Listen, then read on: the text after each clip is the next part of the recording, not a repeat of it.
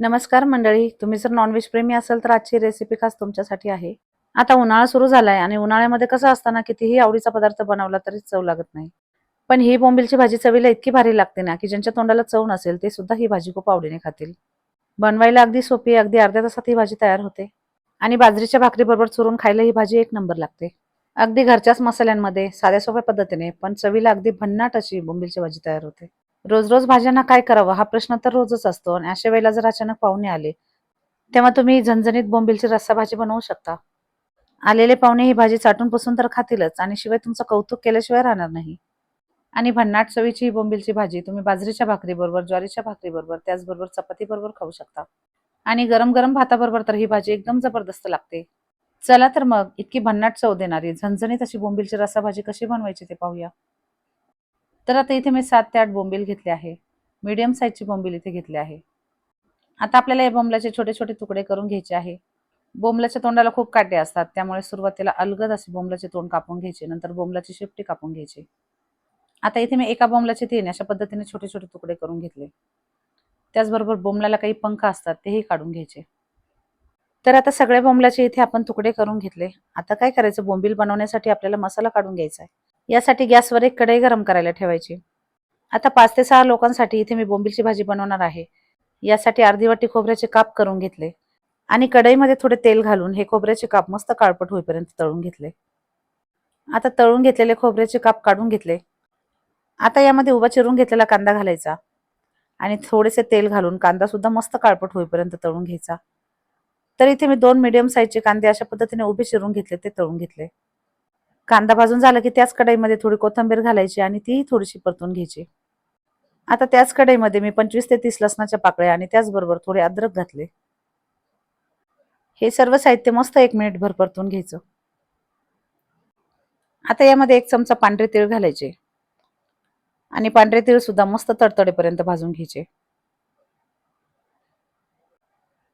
आता हे भाजून घेतलेलं सर्व साहित्य थंड करून घ्यायचं आणि मिक्सरच्या भांड्यामध्ये अगदी थोडं पाणी घालून हे सर्व साहित्य छान बारीक करून घ्यायचं.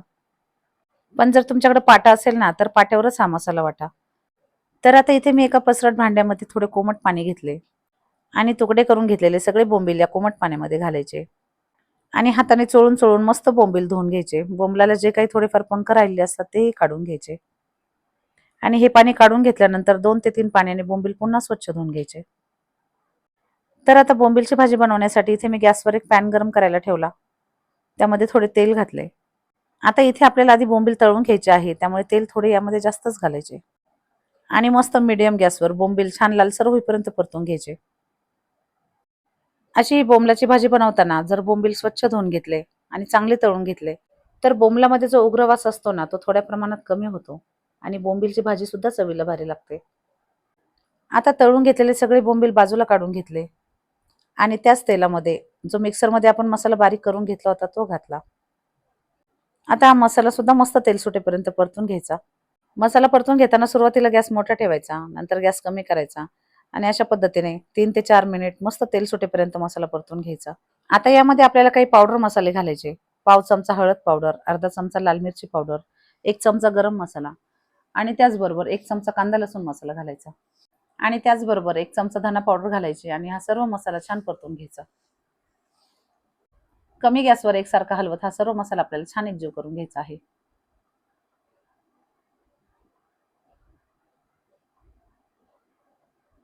आता मसाला छान परतून झाला आहे आणि तेलही छान सुटले आहे. आता काय करायचं, जे बोंबील आपण तळून घेतले होते ते सगळे बोंबील यामध्ये घालायचे आणि बोंबील घातल्यानंतर पुन्हा हे सर्व साहित्य छान एकजीव करून घ्यायचे.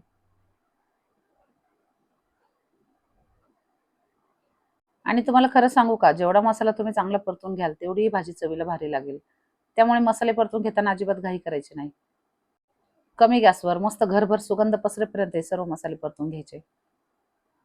आता 5 ते 6 मिनिट आपण सगळा मसाला छान परतून घेतला. आता काय करायचं, यामध्ये मसाल्याचं पाणी घालायचं आणि मसाल्याचे पाणी घातल्यानंतर आधी थोड्याच पाण्यात ही सगळी भाजी एकजीव करून घ्यायची आणि नंतरच यामध्ये जास्तीचे पाणी घालायचे. आता सगळा रस्सा चांगला एकजीव करून घेतला की यामध्ये चवीनुसार मीठ घालायचं आणि मीठ घातल्यानंतर 1 मिनिटभर भाजी चांगली उकळून घ्यायची. आता ही भाजी घट्ट किंवा पातळ तुम्ही तुमच्या आवडीनुसार ठेवू शकता. पण जर ही भाजी तुम्हाला बाजरीच्या भाकरीबरोबर, ज्वारीच्या भाकरीबरोबर चुरून खायची असेल, तर यामध्ये थोडं पाणी जास्त घालायचं. आणि जर ही भाजी तुम्हाला भाताबरोबर खायची असेल, तर भाजीमध्ये थोडं पाणी कमी घालायचं. आणि सर्वात शेवटी यामध्ये बारीक चिरलेली कोथिंबीर घालायची आणि भाजी चांगली उकळून घ्यायची.